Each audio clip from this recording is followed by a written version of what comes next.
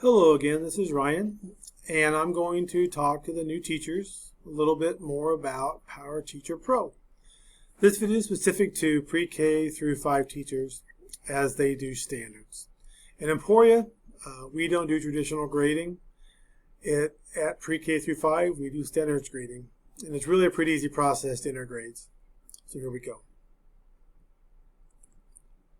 So again, you need to access PowerTeacher. Best way to do it is through the district website. Here's the direct link. Here's what it looks like. If you don't remember, go back to the previous section and take a look at that video, and it goes through accessing the PowerTeacher Pro. So to get to your gradebook, you're going to be back at your home page for PowerTeacher, and you're going to click right here on PowerTeacher Pro. Now I can't take you out there because one, I don't have any classes, two, school's not in session, and three, your classes are not set up yet. So closer to the start of school, usually about a week or so in advance, your classes will be populated, and you can access them through PowerTeacher Pro. And at that point, you can see where the standard grades are entered. If you need help, there's some areas for support. One, you could talk to your PLC teachers. You could talk to your instructional coach. You could email technology, or you could call me and I'll come out and I'll sit with you and we will go over it. But here's a few things that you need to remember as you enter your standard grades. First off, when you get into your gradebook, there'll be a term in the upper right hand corner. Please make sure that matches the current term in school.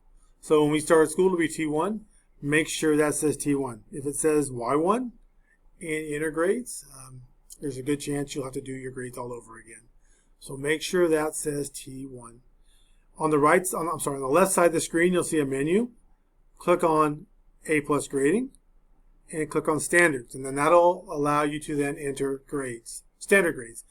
When the screen pops up, you'll see a list of your students on the left. Across the top, you'll see your standards. If you mouse over your standards, you'll actually see some more description and you can actually see more information. But to enter grades, it's really easy. All you have to do is click on the cell and enter a grade.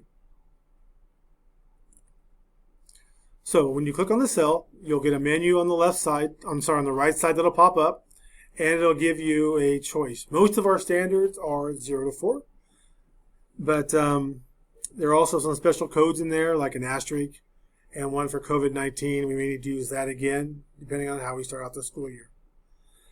So you'll click on the cell, enter a grade. Now, we can make this a little faster by using fill.